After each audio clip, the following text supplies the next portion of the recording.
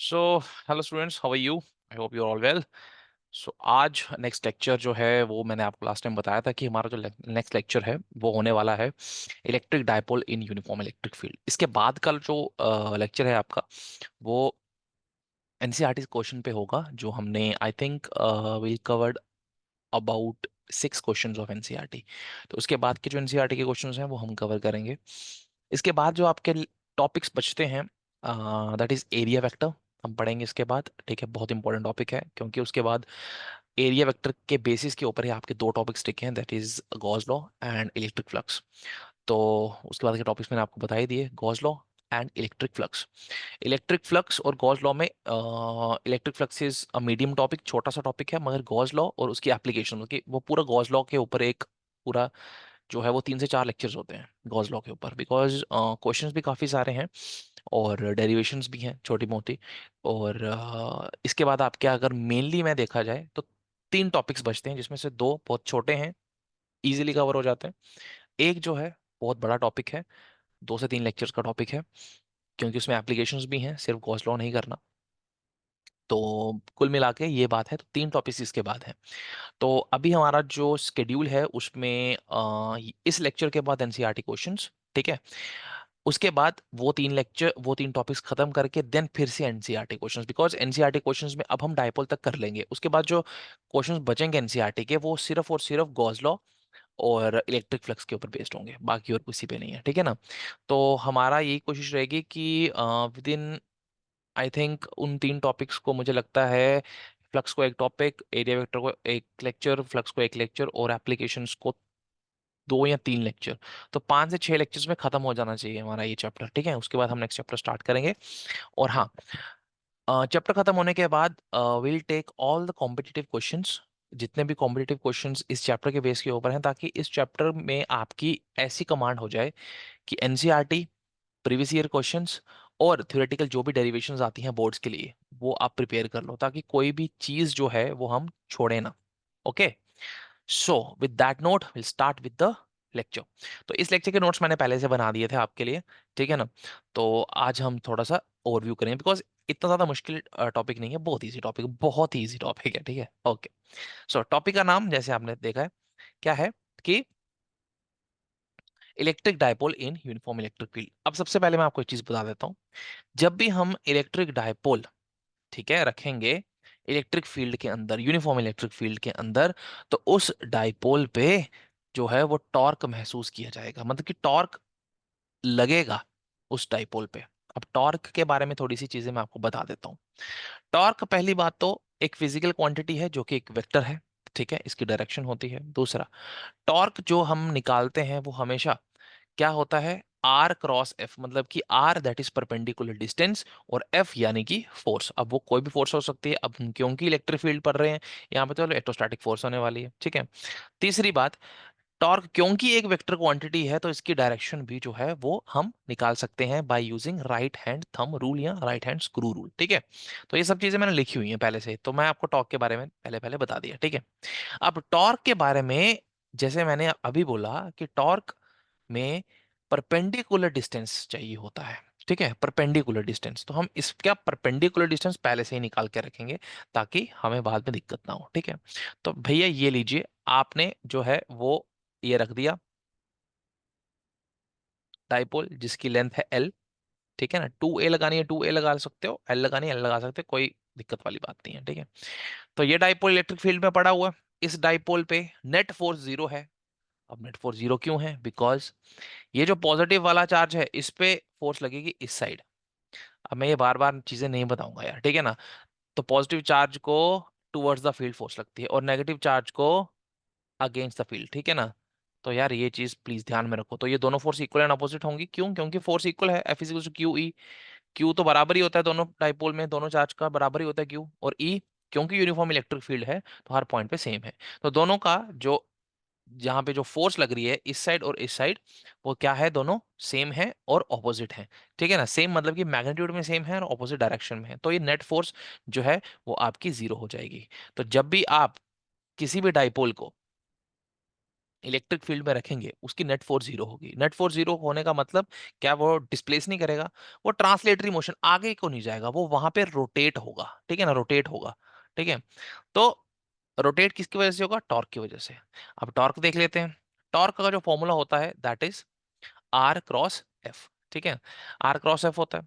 और यहाँ पे आर जो है वो आपका क्या है, आर है परपेंडिकुलर डिस्टेंस, और मैंने आपको क्या बोला कि परपेंडिकुलर डिस्टेंस हम पहले से ही निकाल लेंगे।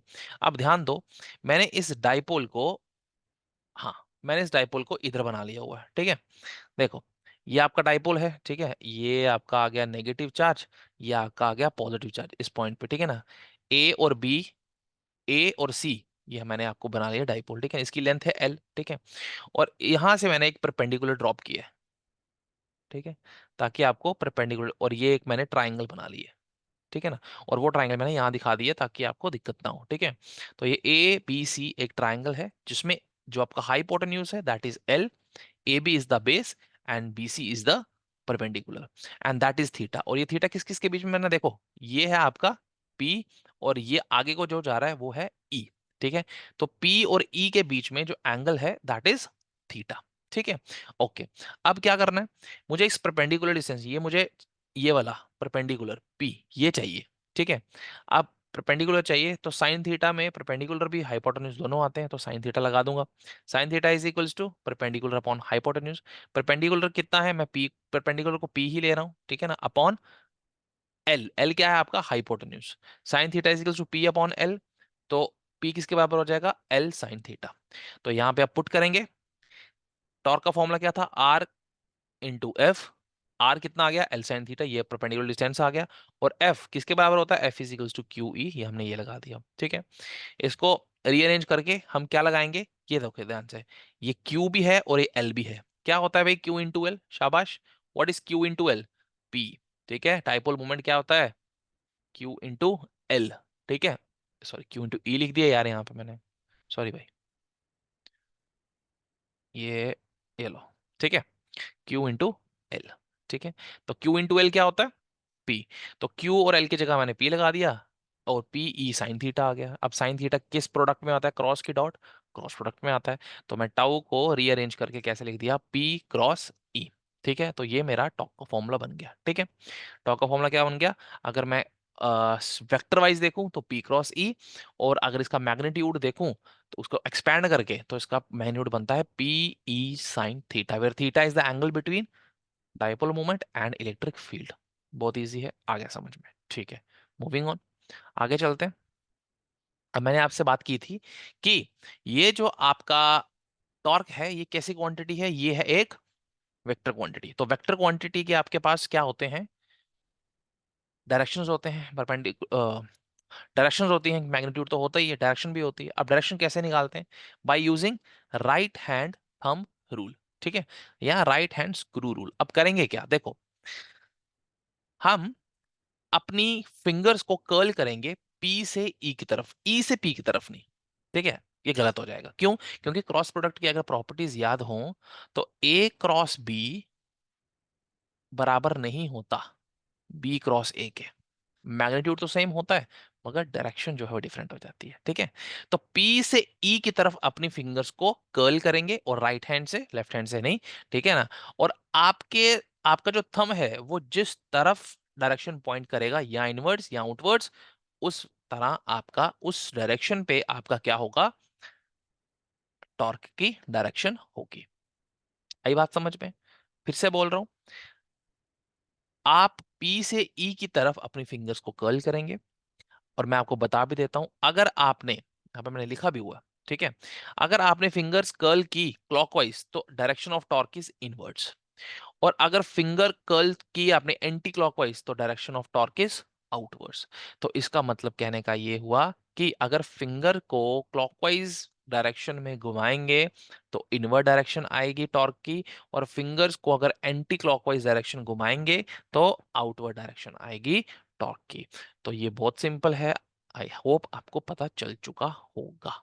ठीक है, अच्छा, अब, ओह सॉरी यार, अच्छा, अब क्या है इसके बाद कि आपके पास दो केसेस बनते हैं। क्या है वो दो केसेस? वो दो केसेस आपके टॉर्क के जो मैग्नीट्यूड है जिसमें थीटा आता है, वो थीटा के बेसिस पे दो केसेस हैं। वो केसेस क्या हैं? देखो, थीटा कुछ भी हो सकता है, मगर दो स्पेशल केसेस हैं। क्या क्या? एक, जब थीटा क्या हो, 0 डिग्री। 0 डिग्री का मतलब क्या होता है कि बोथ डाइपोल मोमेंट और इलेक्ट्रिक फील्ड, ध्यान सुनना, अगर एक ही डायरेक्शन में है, इसी डायरेक्शन में डाइपोल मोमेंट है और इसी डायरेक्शन में आपका इलेक्ट्रिक फील्ड है, तो मैं क्या बोलूंगा कि ये दोनों पैरेलल टू ईच अदर है, बोल सकता हूँ। ठीक है, एक ही डायरेक्शन है। तो जो एंगल बनेगा जब दो वेक्टर्स एक ही डायरेक्शन में होते हैं, तो एंगल जो होता है वो 0 डिग्री होता है। ठीक है ना? तो टॉर्क कितना आएगा? 0, क्योंकि कॉस साइन 0 इज 0।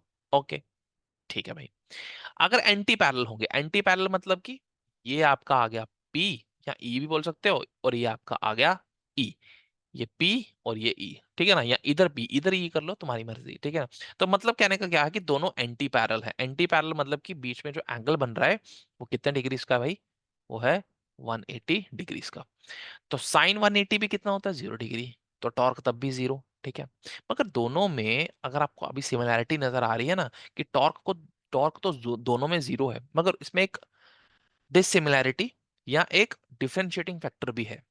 अब वो डिफरेंशिएटिंग फैक्टर क्या है, पहले ये समझते हैं कि सिमिलैरिटी क्या है। सिमिलैरिटी ये है कि दोनों केसेस में टॉर्क 0 लगेगा, और जब टॉर्क 0 लगता है तो आपको पता है कि टॉर्क क्या है? रोटेशन एनालॉग, जो रोटेट करवाता है, जो रोटेट करवाता है, अगर वो 0 हो गया तो डाइपोल रोटेट नहीं करेगा, डाइपोल इक्विलिब्रियम में होगा। ओके, दोनों केसेस में टॉर्क 0, इक्विलिब्रियम। मगर डिफरेंशिएटिंग फैक्टर की बात करते हैं। एक इक्विलिब्रियम होगा स्टेबल और एक इक्विलिब्रियम होगा अनस्टेबल। अब ये एबल, स्टेबल और अनस्टेबल क्या भला है, वो समझते हैं। देखो भाई, स्टेबल इक्विलिब्रियम वो इक्विलिब्रियम होता है जिसमें अगर बॉडी को थोड़ा भी आप हिलाओगे एक्सटर्नल वर्क करके, तो बॉडी जो है, इधर बॉडी डाइपोल है, ठीक है, तो डाइपोल जो है वो वापस उसी पोजीशन में आ जाएगा जिसमें वो प्रीवियसली था। ये होता है स्टेबल इक्विलिब्रियम। ठीक है। अनस्टेबल इक्विलिब्रियम क्या होता है? अनस्टेबल इक्विलिब्रियम मेरे दोस्त वो इक्विलिब्रियम होता है कि अगर आपने उस इक्विलिब्रियम पोजीशन से डाइपोल को एक्सटर्नल वर्क से हिलाया, तो डाइपोल जो है वो वापस उस पोजीशन पे नहीं जाएगा, वो वापस अपने स्टेबल पोजीशन पे चला जाएगा, मतलब कि पैरेलल हो जाएगा इलेक्ट्रिक फील्ड के। ठीक है, तो इसका मतलब स्टेबल इक्विलिब्रियम में dipole regain its original position, where as in unstable equilibrium dipole do not regain its original configuration या पोजीशन, जो बोलना है बोल लो। ठीक है, मैंने यहाँ पे डिफरेंशिएट करके इनको लिखा भी है, तो आप देख सकते हो। ठीक है, डिफरेंशिएट करके क्या लिखा है कि स्टेबल इक्विलिब्रियम वो इक्विलिब्रियम है जिसमें डाइपोल जो है वो अपनी पोजीशन, ओरिजिनल पोजीशन पे वापस आ जाता है, और अनस्टेबल इक्विलिब्रियम वो इक्विलिब्रियम है जहां पे वो अपनी ओरिजिनल पोजीशन पे नहीं आता। वो कौन सी पोजीशन पे चला जाता है? वो वापस स्टेबल की पोजीशन पे चला जाता है। ठीक है, अब मैंने ये टॉपिक जो है ना, ये टॉर्क वाला, ये फर्स्ट चैप्टर में इतना इंपॉर्टेंट नहीं है। क्यों? क्योंकि ये स्टेबल अनस्टेबल इक्विलिब्रियम का जो टॉपिक है ना, ये फिर से तुम्हें इलेक्ट्रिक पोटेंशियल वाले चैप्टर में आएगा, क्योंकि मैंने अभी बात की आपसे कि जब मैं इसको एक्सटर्नल वर्क से जो है वो हिलाऊंगा। एक्सटर्नल वर्क मतलब कि पोटेंशियल एनर्जी, और पोटेंशियल एनर्जी आएगा बेटा सेकंड चैप्टर में। ठीक है, तो तब तक ये कॉन्सेप्ट ना दिमाग में रखना। अगर भूल गए स्टेबल अनस्टेबल इक्विलिब्रियम का, तो तब मैं वो फिर से याद करा दूंगा, और क्या। ठीक है ना? ओके, तो ये था आपका स्टेबल एंड अनस्टेबल इक्विलिब्रियम। ठीक है, और torque in the electric field, uniform electric field. ठीक है, अच्छा, अब ये इतना ही है। अब मैंने आपके लिए एरिया वेक्टर के नोट्स भी बना लिए, ठीक है ना, मगर हम एरिया वेक्टर के नोट्स अब पढ़ेंगे नहीं। ठीक है ना? मैंने आपको ये बोला था कि इस टॉपिक के बाद हम एनसीईआरटी क्वेश्चंस करेंगे। ठीक है, तो अगले लेक्चर में हम जो है वो एनसीईआरटी क्वेश्चन जो है वो करने वाले हैं, और एनसीईआरटी क्वेश्चंस हम देखेंगे 1.6 के आगे, क्योंकि मुझे लगता है कि 1.6 तक हमने कवर कर लिए हैं। हाँ, कर लिए हैं शायद से। ठीक है, तो 1.6 के आगे एनसीईआरटी क्वेश्चंस करेंगे। ठीक है, और उसके बाद एरिया वेक्टर, इलेक्ट्रिक फ्लक्स और गॉस लॉ, तीन टॉपिक्स खत्म करके अपना चैप्टर खत्म करके फिर आएगा मजा प्रीवियस ईयर क्वेश्चंस करने का नीट जेईई के। ठीक है, तो तब तक के लिए थैंक यू सो मच। ठीक है, और नेक्स्ट लेक्चर में मिलते हैं एनसीईआरटी क्वेश्चंस के साथ। Thank you.